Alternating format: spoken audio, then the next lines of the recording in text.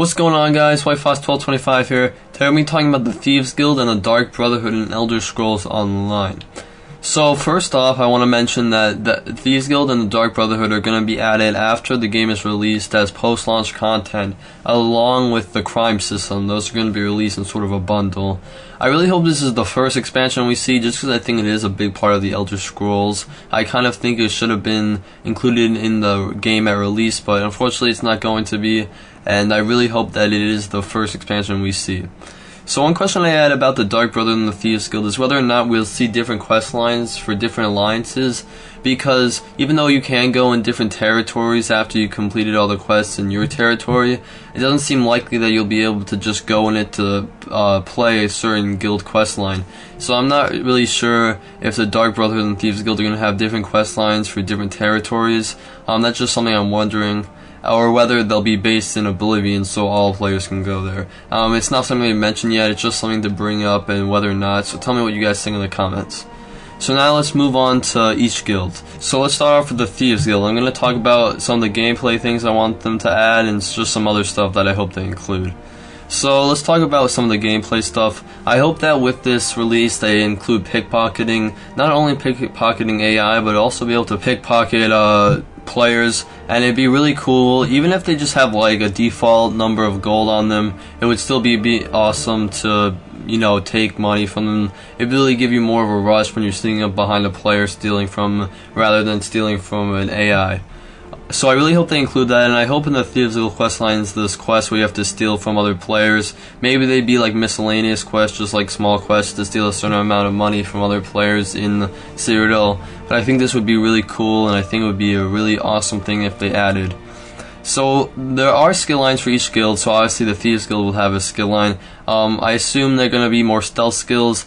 I doubt they'll really include combat because the Thieves Guild always shies away from combat. I really hope that they include pickpocketing skills if we do see pickpocketing, and overall just stealth skills and skills to help you stay hidden for longer. One thing that would be cool is if they added shadow marks around the world. For those of you who don't know what shadow marks are, they're little carvings that Thieves Guild members put on buildings and doors that mark whether the place is a friend of the Thieves Guild and not to steal from them, or whether it's already been stolen from, or whether it has loot in it. I really hope we see those around because they'll add a lot of detail to the world and really make it a more realistic experience. So yeah, other than that, that's pretty much it, and I'm really excited for the Thieves Guild. I always play as a thief character. I'm really excited to see the Ratway and Riften, and those are all really my favorite parts of Skyrim. I love stealing from people. I loved Riften, it was my favorite city, and I'm super excited that it's coming back for Elder Scrolls Online. So now let's talk about the Dark Brotherhood. So the Dark Brotherhood is actually an extremely popular guild. I'd say it's probably going to be the most popular guild just because everyone loves being an assassin.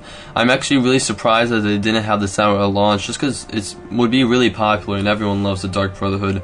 It has some awesome lore behind it, and like I said, I'm really surprised they didn't prioritize the Dark Brotherhood, but they didn't, and this will be coming out with the Thieves Guild.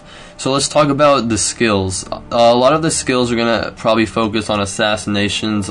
There might have some stealth lines, but I'm assuming that they're mostly going to focus on assassination and sort of the skills we already saw from the Nightblade, like dashing towards your opponent and hitting them, or maybe like extra sneak attack bonuses and stuff like that. So at this time the Dark Brotherhood probably has a lot of power. It's not like Skyrim where they were declining in power. I think they're really gonna have a lot of power in this game. It should be interesting. One gameplay thing that a lot of people want them to add, this wasn't my idea, this is something a lot of people have been saying, is that if you could have missions to assassinate other players, it'd be awesome if in Cyrodiil, if someone kills you, you could hire the Dark Brotherhood to kill that person, and then one Dark Brotherhood member would get that assignment or contract, and they would go have to find that person and hunt them down and kill them, and then they would get the reward from the person who hired the Dark Brotherhood to do that.